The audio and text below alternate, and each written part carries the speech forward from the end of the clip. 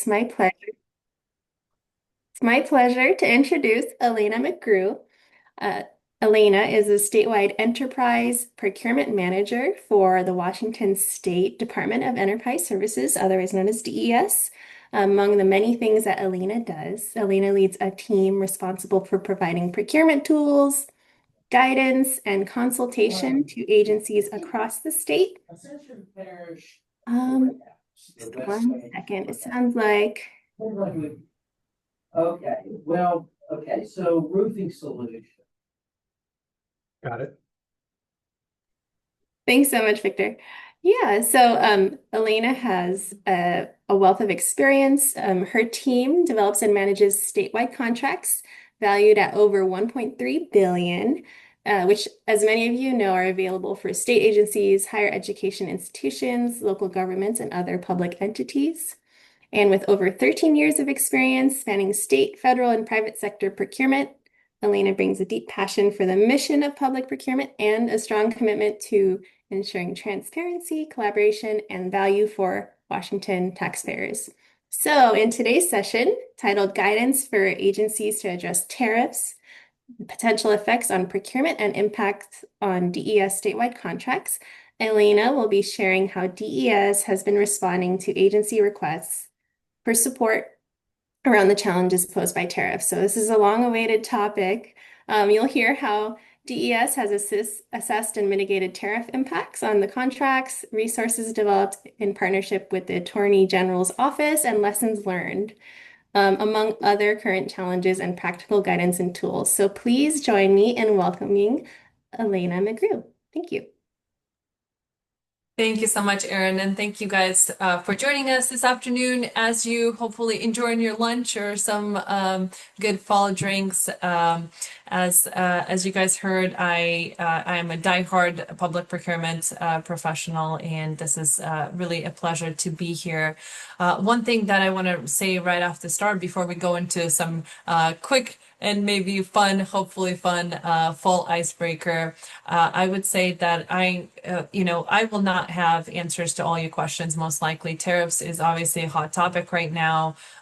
It's something that I'm sure most of us are dealing with at some level in your organization, in the procurement world.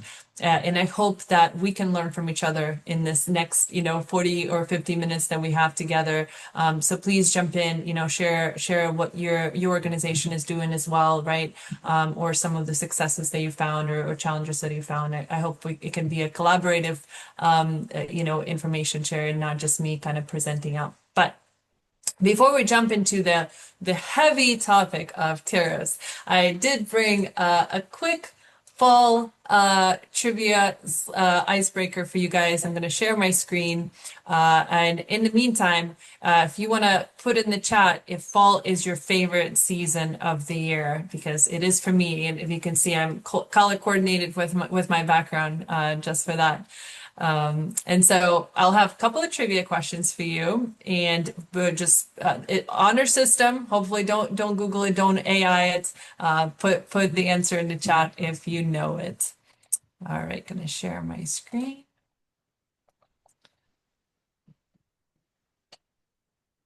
All right. Oh. Okay, are you guys seeing it, or did it? We see some leaves. Oh, well, we see There you go. not the presenter view. There we go. There you go. Awesome. Sorry, Zoom is not my standard application nowadays. All right, autumn trivia, just really quick. In colonial times, what were apples called? Winter bananas or melt in the mouth? Who knows the answer? Oh man, the chat disappeared. Where's my chat? Somebody writes tree rocks. Very clever. Tree rocks. I love it. Melt in the mouth. So this is a tricky one. This is a trick one. It's both. It's both. I don't know if you care to know the answer, but now you do. The next one is, which U.S. state has named apple cider its official state drink, excuse me. California, Washington, New Hampshire, or Pennsylvania named apple cider its official state drink? I see Pennsylvania, New Hampshire. All right, Hampshire. I see several New Hampshire. The answer is New Hampshire. So in Shocking. the fall, for those that love fall, right? Check out New Hampshire, I guess, in the fall for their apple cider. All right, two more, really quick. What bug flies south to Mexico for winter during the fall months? Got any guesses? Wood bug. Monarch. Monarch, yep. Butterflies. Man, you guys are good. Good. We have a good group of folks that know probably mostly useless trivia knowledge, right? Or All the right, last. retired people. Retired people. Last but not least, what was candy corn originally called? This might be a hard one. A mistake. We recently had a discussion in our team about strong feelings about candy corn, strong dislike about corny. Kathy. I don't know. Kathy doesn't get, I don't think Kathy gets credit. She knows the answer. She's part of DES. So it is chicken feed. Chicken feed is the right answer. All right. Well, hopefully you guys, I made you crave apple cider vinegar, apple cider for drinking, and we'll go into a serious topic of tariffs. So, as was mentioned, I'm part of Department of Enterprise Services. We do statewide contracts here that we hope that a lot of you are already familiar with and know. We'll send links in the chat for those of you that might be new. We have a full portfolio. Just added to the chat really quick of statewide contracts that you can search here. And later in the meeting today, I'll speak to a couple of examples related to tariffs. But we have compiled a lot of resources that if you are in local government space or school district or whatnot, I know you're not subject to necessarily the same policies or laws that our state agencies are, but the procurement manual that we put together, and again, I'll put the link in the chat that you can save. A lot of the resources here that we put forward are also helpful for local governments from what we hear, right? Because it's just general resources, links to laws, links to just general helpful information that procurement professionals need access to, or just starting templates as well. If your organization is looking for templates, right, a place to start, we have compiled a lot of templates, competitive solicitations, contracts, contract language, clauses, some standard clauses, and so I'll walk through that. But not long ago, when the tariff topic became a very hot topic, we put together resources, and so they are hosted throughout the procurement manual. Because procurement manual is so vast, right? There's a lot on here. It's on the bottom of the page. There is, and let me zoom in. I just realized that I might need to zoom in a little bit so you guys can see it better. We put together a link to directly kind of the cheat sheet that pulls together all the information around tariffs and resources that are kind of sprinkled throughout the procurement manual. And so I already have it open, so I'm not going to click on it again. But it's the communication that some of you might have seen already through Contracts Connection that I'm hoping to kind of walk through with you today. So the key thing that we'll touch on, there's a difference between, and we kind of collaborated and consulted with our Attorney General on a lot of this sort of guidance, is that there's a difference of how a lot of your organization should look at when the vendor or contractor is approaching you about a tariff request versus if, for example, you have a contract that is as needed use, something similar to what we have a DES, a statewide contract, where it's longer term contract, multiple purchases happening over and over throughout that term of the contract, and or there's long lead times. So that's a little bit of a different situation. But for most part, and this is where we kind of try to touch on, right? If it's a standard purchase where it's the purchase is within a few months from the time that you place in an order, right? And it's a one-time purchase, for example, then it was something that Attorney General's office was also very adamant about. We should have not allowed adjustment for tariffs in most situations on most kind of standard purchase orders that are quick. You know, we're buying I don't know, we're buying new furniture for the office, or we're buying new equipment that is, again, will be delivered within a short period of time, because right, the vendor should have reasonably anticipated in that short time frame the tariff impact, right, and kind of accounted for that at the time of the quote, right, or at the time of the purchase. And so we were recommending to agencies not to sort of give in into some of the requests. And we'll talk about it a little bit more in terms of what we're seeing. But there is when situations like that happen with tariffs, we found that some contractors legitimately will face, right, steep tariffs for some commodities. But there's also a lot of contractors that were trying to take advantage of the situation, right, and asking for something that they probably shouldn't have been asking. Like, for example, if a tariff impacts only a component of the overall equipment, right, it doesn't mean that they can ask for, let's say, you know, if it was a 25% tariff on that one sort of part of the overall equipment, they were trying to ask for 25% increase of the whole, you know, item. And there was multiple situations where we at least encountered at DES, and I'm sure you guys encountered at your organization, where there was not really good support for what those original requests were. And so that's why we were kind of recommending to agencies, right, that initial consideration, was it a short-term kind of purchase, one-time purchase? You know, most likely there should be pushback against kind of addressing tariffs, right? But again, if it's a long-term contract, right, where there's multiple purchases or long lead times, then there's possibly, right, to be fair and reasonable, there might be some tariff considerations and adjustments that have to be addressed in your contract and or in the solicitation. If you're, you know, working on the solicitation right now and it's a commodity or equipment that you anticipate is going to have that turbulence of tariffs, right, you want to make sure there's language in the contract and in the solicitation to address that. And we'll talk through that right now.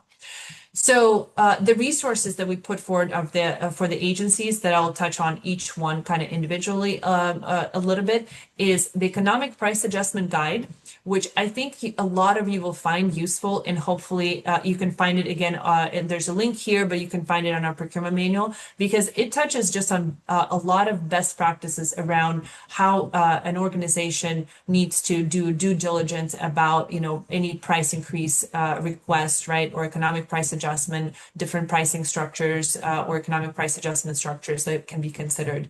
And then, so we updated that guide to have a section about tariffs specifically. Then we put forward also a contract amendment template language, just as a starting place for agencies, and again, for any organization that might be subject to this, that it can be adjusted, or it can be at least a starting point that intends to kind of address, in those situations where there's no choice, tariff is a legitimate sort of unanticipated, right, impact that was not anticipated at the time the contract was signed or the procurement was conducted, and you have to do an amendment, right? There's a lot of language that we worked really hard to address all the kind of different nuances of the tariff justification. And then the contract backgrounder, again, this is a library of different clauses that I'll show you here shortly, that you can use not just for tariff, but just it's a good resource if your organization doesn't have something like that. It's a great starting point cheat sheet that you can use. There's also links here if you haven't already kind of come across that on your own as part of your work, we have them here. It's to the federal pages that have, kind of additional information around tariff schedules, right, and tariff tool. I won't be able to answer many questions on these federal pages or tools, right, because again, we don't own them. We interact with them just as a user, and also try, our best to walk through and navigate them when their questions come up. So for the statewide contract, we just wanted to communicate with you guys. A lot of you are purchasers using our statewide contracts, and so we want to be transparent about what are we doing on the statewide contract, right? To sort of do the due diligence, talking with our vendors, tracking the market, tracking the industries, right? And so each team, right, depending on their commodity, they're tracking or in conversations with vendors in that space about what are potential tariffs currently anticipated, what's happening, right? So there's a lot of conversations that our teams are having regularly about tariffs. And I'll share a couple of specific examples that hopefully will be helpful for you guys to take away. But at a high level, just to summarize, right, in terms of requiring contractor to provide supporting documentation, conducting market research, right, and pushing back. That's the important takeaway that I'd want to sort of for you to kind of take, is that pushing back initially, at least, will help sort of filter those that are, sort of legitimate requests versus maybe not so legitimate requests that are taking advantage of the situation, unfortunately, which we know happens. We also, I know it's a lot of text and you don't have to read it as we go. I just wanted to share my screen rather than doing the slides, because in live share the tools with you guys so you can know where to find it. There's an email here. So there's questions. This is technically a resource for agencies, but we always, in a lot of times, take questions and happy to help. Also, local governments, school districts, you name it. Any of our purchasers, they use our statewide contracts liaison, that email. So if we are not able to address your question live here today, or if we run out of time, that's an email. Send us a note. We'll do our best to share with you anything related or try to help when it comes to tariffs. I'm sure Brandon, who's on the other end of this email, I think I saw him on the call, will love to hear from you. All right, so that's just a cheat sheet that pulls all the resources together. Again, you don't have to read it. It's just I wanted you to see it, because again, it's on this page here that you can access it, that just kind of puts it all together, right? So you don't have to kind of go and fish across that giant manual for things about tariffs. So on that page, right, we touched on there's federal pages, right? So this is the FT tariff tool. There's also harmonized tariff schedule. There's a lot of information here. It can be overwhelming. It can be confusing for those of you who ventured out into this space, right? For it, just being full transparency, and I'm sure a lot of folks on the call can probably relate. Whenever we have a request related to tariff, price increase or whatnot, it takes a lot of hours, right, to really analyze if the request is legitimate, if we should honor it, if it's, in the best interest of the state. And part of this research is kind of trying to navigate and find what is the information that's validated and current, from the federal side that is posted, not just taking sort of the vendor's word for what's out there. So those are just the pages, again, from the federal side. I'm going to close them for now, just to not get them all mixed up. But we'll start with the general sort of economic price adjustment guide that I mentioned, that is linked in that overall tariff resource. So we have it's a long document, and again, it's situational. You can search only for things that matter to you, and specifically we added things on tariffs, right? And a couple of key points that you probably already know and familiar with if you had to tackle tariff requests. Tariffs will not apply to services, right, on contracts. For the most part, we haven't come up with an example where services would be part of the tariff. So if you have a services contract and you get a request from contractor on tariffs, right, like just right away, right? That's likely a no, not to be considered. The other thing that we found that if you have contracts, so some of our statewide contracts, they because they're sort of bigger catalogs of items, they're structured as manufacturer's suggested retail price, or also known as sort of MSRP discount, right? And so a lot of times that's also a relatively kind of safe and fair approach where if the manufacturer, right, themselves directly adjust the MSRP for all of their purchasers, there's more validity, right, to it, that it's not just a certain reseller or a certain distributor kind of taking advantage of and increasing the price for one customer versus the other, right? Because there's a lot of perception out there that government can afford to pay more, right? Unfortunately, and so that's something what we try to sort of counteract.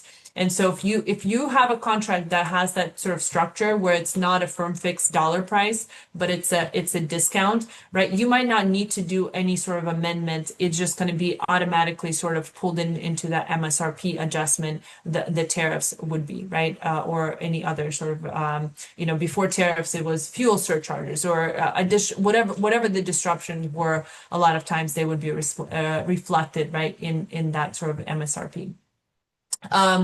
The other thing we kind of talked about, it's worth maybe mentioning, and if helpful, if any of your contracts have economic price adjustment like PPIs or indexes based pricing, right? They should reflect. They would sort of kind of delay in terms of when they reflect the tariffs, but quarters down the line they should reflect, right, the tariffs as well. So something to kind of keep in mind, depending again how your contract are structured, if they have PPIs and reflecting, because something to look out for, and we talked with our legal kind of helping us navigate it, because we want to make sure the contractors don't sort of double dip, sort of speak. Like we honor a tariff adjustment of some sort, whether temporary or not, and then based on the contract language, there's an economic price adjustment that will eventually kind of catch up and already also kind of incorporate the tariff disruption to the market, right? So just something to be aware of, and it's obviously contract specific, commodity specific, but something to be mindful of. So this is what was mentioned as a resource that's available to you today at that link that we shared, economic adjustment and price adjustment guide. Again, even if you're not a state agency, I think there's a lot of helpful information that will hopefully help with your day-to-day work on that. I'm going to close that. So we touched on that. The other document that I mentioned in that sort of introductory overview is the contract amendment. So this is an amendment that was drafted again with our legal team, reviewed and sort of we got a green light from Attorney General's office. So if you have a contract, like we talked about in the beginning, if it's a simple purchase order, short-term delivery, within the time of the order, your initial response, or what we're recommending to agencies and our staff internally, right, is that no, we're not considering amendments. You should have accounted for just general doing business risk, right, and anticipated some of it, again, if it's that short-term one-time purchase. If it's something that truly is unanticipated, really impactful, could have not been predicted, and it's a contract that you have that is that longer term, multiple purchases throughout the several years, where tariffs are more likely to be of issue. This is a contract amendment that you can start with that, right? You can just maybe borrow a language from here that you find helpful and useful, rather than using obviously our format or our form. But it basically speaks to a lot of just kind of the introduction of the tariffs, and then it goes into the bulk of the items that I wanted to touch on with you today. And I'm going to zoom in even further just to hopefully it will be helpful. I'm going to turn off the comments. So it allows us, by us signing this amendment with the contractor, it allows us to basically be more flexible and quicker respond to disruptions and tariffs, because as you guys kind of seen as you're tracking, right, it's not like, oh, here's a tariff, it's 10% and it's going to be such for years and years, right? Like we've gone up and down, up and down. And so, right, rather than executing multiple amendments every time there's another 5% or an up and down change, by executing this amendment, it adds the language into the contract that sort of sets up the framework, right, for what happens when there's an additional sort of tariff disruption.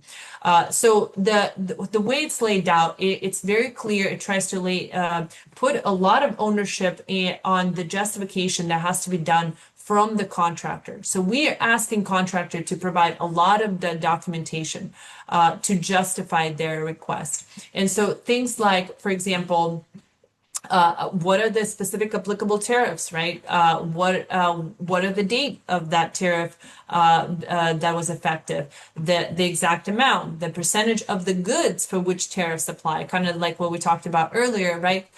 It might be that, if it's steel, for example, is subject, but steel is only a small portion of the equipment that we're purchasing, right? It's not that the whole item, right, is subject to that sort of whatever that percentage tariff is a matter. So there's a lot of sort of back and forth what we're seeing with our teams, and hopefully somebody on the call from, if there's anybody from DES, will jump in and add to it. We're seeing a lot of back and forth asking contractors if they're reaching out and first saying, hey, there's this tariff, it's impacting our, goods on the contract, then we're asking, right, for all these documentations that we then spend, as I mentioned, it is labor intensive. We're trying to look out for the best interests of the state, and it takes a lot of time and effort to look at that through that documentation, to look at the information at the, federal web pages or whatnot, and just do that research to make sure it is valid. And a lot of several examples where we've seen where a vendor is reaching out and saying, hey, we have this tariff coming, that might be coming, right? And they're also trying to be proactive about their business model. They don't know if it's going to happen for sure or not, but they're trying to be proactive. But there's no actual tariff in place yet. It's just the potential risk or anticipation of the tariff a couple of months from now, right? And for those requests, we're just kind of rejecting them or kind of bouncing them back because, again, there's not a legitimate verified tariff yet. Once there is, then we're happy to talk to you as a contractor, as a vendor, but we're not going to do anything sort of in anticipation because, as we've seen, right, just because something is said that it will happen in 2 months at a certain tariff level, it doesn't mean that it will, right? It might be less, it might be more when the time actually comes. And so that initial sort of rejection filtered out a lot of the requests for us, right? Like, so we got, and you guys probably, a lot of you experienced that same thing. Like we got sort of a few of them right off the bat when the tariff conversation started happening. But as soon as we kind of said, no, come back to us when the tariff is actually active, that filtered out a lot of them. And a lot of them actually just kind of fizzled out permanently and never came back to us, with the actual official formal request for tariffs. And then it kind of goes into the amendment kind of goes about, how the practically it will be applied, right? One thing that I will call out on here that I think was kind of really brilliant in a way, or a good idea from our legal team that they put forward is that we want to make sure that the prices that they're given to us is the same price as they're charging their other customers, right? And or we want to be 10% less than than the prices that they're charging other customers, right? And this is a business decision. It doesn't have to be 10%, it can be 5%. But what we're both basically trying to accomplish and hopefully encourage/deter is that, again, we're not going to be taken advantage of as a government customer where they're mitigating tariffs for some of their customers, right? But then they're just basically being full on extreme in terms of tariff adjustment for a government customer that they feel they'll let them sort of get away with it type of thing. So there's some language here to kind of, again, encourage hopefully good faith behavior.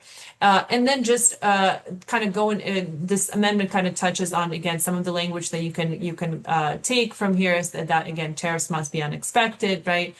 There's no other price adjustment, and the time limit.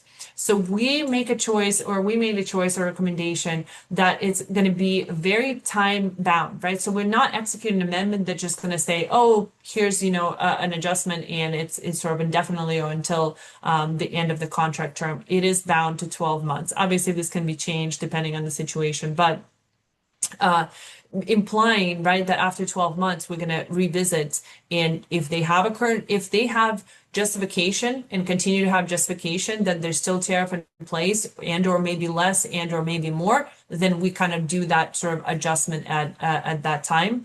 And that kind of touches on the section here about change in tariffs, right? It's that we are hopefully they're acting in good faith. They're going to notify us, right, if there's changes in the tariffs. But also, as part of good contract management, we all know, right, kind of keeping an eye on the market, staying kind of current about what's happening with the tariffs.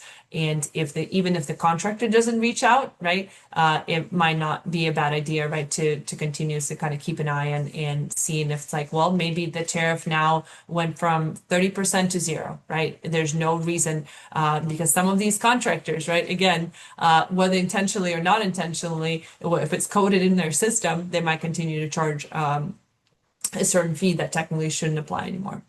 And this is Sorry to thing jump that, in. Oh, yeah, sorry to jump in, Elena. no, go for it. We've got a question from Madeline. Who is Yeah. responsible to go back and review the contracts after the 12 months? So contract manager, right? So whoever is managing the contract in your organization, for statewide contracts, it's our contracting professionals and DES. But for for example, we as an agency, we also buy goods and services. And so for in that case, it would be the program, right? That usually is a contract manager, the actual business line, or whatever you would call it in your organization, that should kind of keep an eye on, right, that there's hopefully in your system there's a sort of flag that you can do, maybe to check in, right, after 12 months after this amendment, to remind folks that it needs to be checked in. But it would be the contract manager, I guess, to answer the question. But also, again, as this language says, we are relying and putting the ownership on the contractor to, in case the contract manager on our side maybe doesn't catch it, or something happens even before that 12 months period, right? We're expecting them to communicate with us if there are those changes that are happening. So, but trust but verify, right? Like, I don't know, maybe it's all those years in public procurement, right? It's hard fully 100% to trust that contractor, again, intentionally or non-intentionally, will comply with all the contract terms. And that's why that verification from the contract manager on our side, I think, is really needed. Great question. Thank you for asking that. Pricing exhibit language, right, is what I mentioned to you about. By executing this amendment and adding this language into our contract for the commodities, right, that are truly impacted. We're not doing, and that's what I want to reiterate and continue to reiterate, we're not doing this for all statewide contract. It's those rare commodities and situations where there's truly verifiable evidence, right, that there is a significant disruption to the market that was not expected. But for those situations where we would execute this amendment, and adding this contract language, it allowed us in agencies that would be using this potentially template to basically sub pricing exhibits without doing another amendment, right? So it's just basically substituting the pricing exhibit, and by just in writing via email, right? Referencing or posting on your webpage, whatever your sort of system is, just posting the updated pricing exhibit without having to execute an amendment every time. So that's one of the sort of administrative things that we really like, that our legal sort of approved and allowing us to do, and we're sharing this tool with agencies. So that's the contract amendment. Again, just to summarize, that's if you have a contract in place right now that's going to be active, for whatever period of time going forward, where you're doing either multiple purchases or there's long-term lead, and there's truly an industry like steel, for example, or commodity that is a verifiable impact from tariffs, and you want to add language to your contract because you probably didn't have it when you put it in place. that allows you that sort of adjustment based on tariffs, right? Based on obviously all the due diligence and verifications and all of that that we just walked through that were summarized in this amendment. So that's for those situations. The other situation I want to touch on is actually if you are doing a procurement right now. So let's say you are having to do a procurement, or you're in the middle of drafting a procurement, or you expecting to do one in the next month, and it's for something that is going to be clearly subject to some form of a tariff, either part of the item or a full item, right? Depending what country it's coming from and so forth. It is subject to a tariff. So what happens, right? Because a lot of I don't know about your organization, I'd imagine something similar in your case. For us in DES here, we didn't have sort of as a standard language in our contracts and our solicitations, right? That sort of accounted for that sort of disruption when it comes to tariffs, right?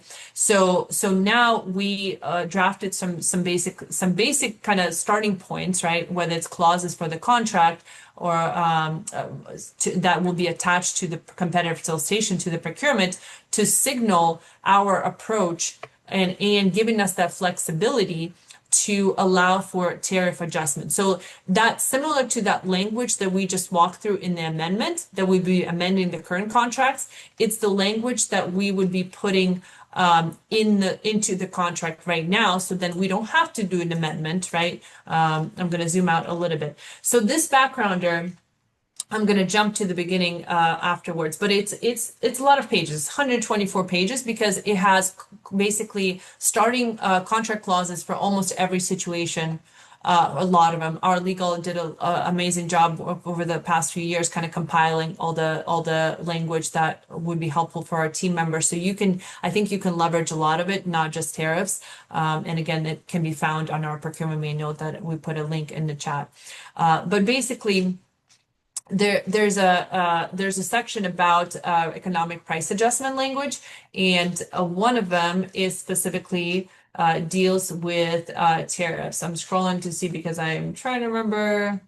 Right here, temporary price adjustment for unexpected tariff costs. So similar, you'll recognize some of the things that you saw in the amendment, but it's just here and ready to grab to put it in the contract that will be attached to your procurement, to your solicitation right now, to right off the bat, sort of have that mutual agreement with your bidders about what would happen, right, if there's a tariff disruption, or how would both parties address tariffs to make sure it's transparent right up front as you guys are doing a competitive procurement, as we're all doing competitive procurements. Any questions on that? I'm going to pause really quick before I touch on, hoping that for the time that we have left, I'm going to share a couple of examples with you guys about some of the tariff requests that we've been tackling here at DES.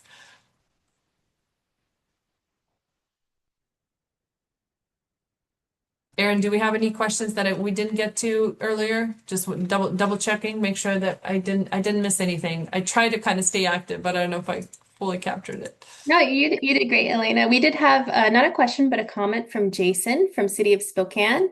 Jason says, with the high rate of fluctuations in tariff rates, we've been asking suppliers, or we do the review ourselves, to confirm the tariff rate at the time of contract and the tariff rate at the time of purchase or invoice. Nice. Yeah, very, very, very good idea. Very good idea. Thank you for that comment, Jason. All right. So, really quick, I did bring you a couple of examples, and there's more that probably, but we're not gonna have enough time. So one of the contracts that in the past couple of months that received multiple requests for economic price adjustment was actually doors, frames, and hardware. It's a statewide contract that we have, and steel, right, you probably heard, a lot of you heard, was one of the items, right, that was impacted by tariffs. And so a lot of the hardware, right, is likely, I think steel, it might have been aluminum, I can't remember exactly, but some of the raw materials that were impacting some of these manufacturers and or items being shipped from, China and so forth, right? So there's multiple sort of, I think, tariffs that kind of touch on that. the reason I wanted to share this example specifically is because this is the one where we actually, as I mentioned to you, if your contract is rather than firm fixed dollar price, if it's MSRP, for example, right, there's a kind of different consideration that you might be able to do where you might not need to do necessarily an amendment, right? Because again, that if an MSRP adjusts for everybody, right, that just sort of kind of flows into your contract right away. But in this particular case, the request came in and they were asking for basically having tariff surcharges on the invoices. For DES to, have language in our contract to allow for them to basically invoice our purchasers with that sort of tariff surcharge. And I'm talking about it at a high level because the team that worked on it, amazing team that worked on it, right? They have a lot more sort of details, in the weeds details. And hopefully I'm not screwing up at a high level, but they were asking for the surcharge to be added, and we basically rejected that request because we were trying to make sure that, hey, this is MSRP pricing structure on the contract. We want to make sure that it continues to be MSRP. The contract language specifically had no additional surcharges or fees would be allowed at the time when the competitive procurement was done. We wanted to kind of stay with that no surcharge. We want to stay in that MSRP sort of framework. And so we rejected kind of the request. The team did a really good job kind of rejecting the request. And so interestingly enough, right, when we took that sort of strong position of rejecting it, they sort of, the request went away, right? So however they kind of accommodated it, and or eventually the manufacturers updated their MSRP, right? The request sort of fizzled away. And that's the kind of the point that we touched on earlier is that sometimes, right, these businesses, and we anticipate that these businesses, if the tariff especially is not very high, so what our position is and what Attorney General was very adamant about, right, is that we do take that strong rejection position, especially initially, because if it's not a high enough tariff, then it should be just part of sort of anticipating of a normal anticipation of doing business, right? There's going to be some disruptions here and there, different administrative fee, rent goes up, fuel goes up. There's some just basically kind of part of doing business, right? And so some of these businesses are able to sort of absorb or just part of that tariff, right, as part of doing business and not pass it on to the customers. And that's what we've seen a couple of times, including this contract potentially, right? That it doesn't need to be necessarily right away passed on to the customer, especially again, if customer is valued, right? And they don't want to lose the contract, right? There's obviously different leverage negotiation powers, right? If it's an equipment that is a must-have, mission critical, right? There's probably going to be a different position that you as an organization will take. We're taking as an organization, but especially if there's multiple vendors, multiple options, and they value the relationship, it's possible that by you rejecting it initially, right, they're going to reconsider it and absorb some of that tariff expense. One thing that I will say though is that we are also very we're mindful that some of these businesses are going to be small and certified local businesses, and us taking too harsh of a position would also be not probably a good place to be, right, for supporting our local economy, right, and supporting some of these businesses. So we are trying to be mindful is that to find that sort of make sure that the state is not being taken advantage of, but also being mindful about what is fair and reasonable if there's truly that tariff, that drastic tariff impact, especially for small businesses that might not be able to absorb that, additional tariff expense. So just something to keep in mind on. And one more example that I have, and then we'll have a few minutes, I think, left to take any questions that you guys might have is recently our team is tackling interesting situations. This is all public record, so I don't believe there's any issues with me sharing this. There is North Star Industries, right? It's equipment, and it's being imported from Europe, and the tariffs are steep. Like for this one, you will see this is importer. that this is a part of the evidence that we asked to be provided. Let me zoom in. I just realized that it's probably not big enough. Part of the evidence package that we asked to provide, as I mentioned in the amendment, right? There's a lot of documentation that we asked the vendor to provide to make sure it is a valid tariff.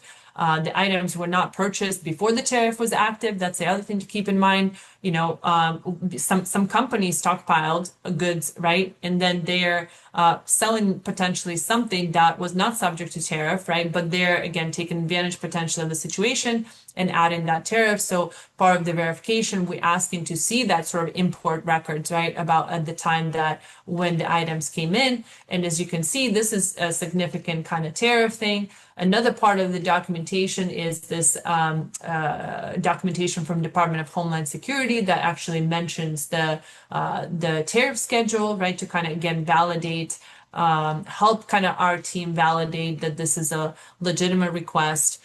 It is really sort of impacting what's the dollar amounts and so forth. And then kind of goes into I think this was actually another shipment of it, but just kind of to show you an idea of the documentation our team members are diligently kind of going through and reviewing and trying to make sense of to validate again the tariffs. And then I'll show you, right, the invoice to our purchaser came in, and this is part of the negotiations and discussions that we're having with the vendor right now.